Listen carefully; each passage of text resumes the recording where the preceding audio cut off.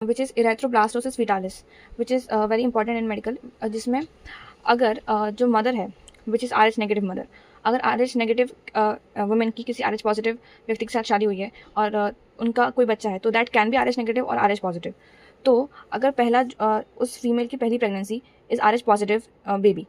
तो जब बच्चा पेट के अंदर होगा, इट विल बी जब फीटस होगा, तब तो प्लासेंटल बैरियर से दोनों का ब्लड अलग अलग रहेगा और इसकी कोई भी गुंजाइश नहीं है कि ये बेबी का ब्लड माता में आ सके, मदर में आ सके, because of the placental barrier. But delivery के टाइम पे ऐसा हो सकता है कि थोड़ा बहुत blood from the foetus leak हो जाए मदर्स ब्लड पे, मदर का ब्लड एक्सपोज हो जाए ये RH पॉजिटिव ब्लड से। RH पॉजिटिव ब्लड के एक्सपोजर से उसमें ये होगा कि जो मदर है वो एंटी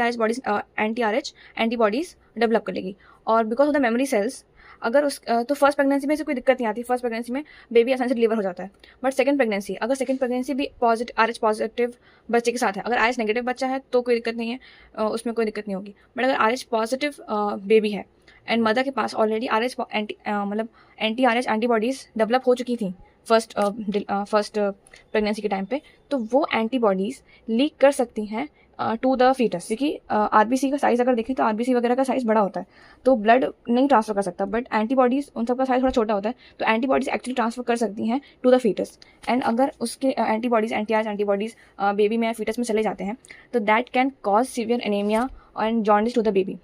मतलब फीटस को jaundice, severe anaemia, and it can also be lethal to the growing foetus. तो इस वजह से हम इसको अवॉइड भी कर सकते हैं कि अगर कोई ऐसा केस है जिसमें RH नेगेटिव मदर है एंड उसकी पहली प्रेगनेंसी में RH पॉजिटिव बेबी की डिलीवरी हुई है, तो at the time of the delivery उसको हम एंटी-RH एंटीबॉडीज़ खुद से ही दे देते हैं, ताकि उसके जो सेल्स हैं, मदर के सेल्स में एंटी-RH एंटीबॉडीज डेवलप ना हो। बिकॉज ह्यूमन्स में जो चीज़ होती है विच इज़ कि मेमोरी सेल्स बन जाते हैं। मेमोरी सेल्स इज़ कि अगर कोई बैक्टीरिया या वायरस कुछ हमारे पास आया था और हमने उसके खिलाफ एंटीबॉडीज डेवलप करी, और एंटीबॉडीज डेवलप करने पे अगर सेकेंड टाइम से फिर वो बैक्टीरिया फिर वायरस आ रहा है, कुछ भी आ रहा है, तो हम उसकी मेमोरी हमारे इम्यून सिस्टम के पास रहती है एंड इट कैन डेवलप दो सेल्स अगेन,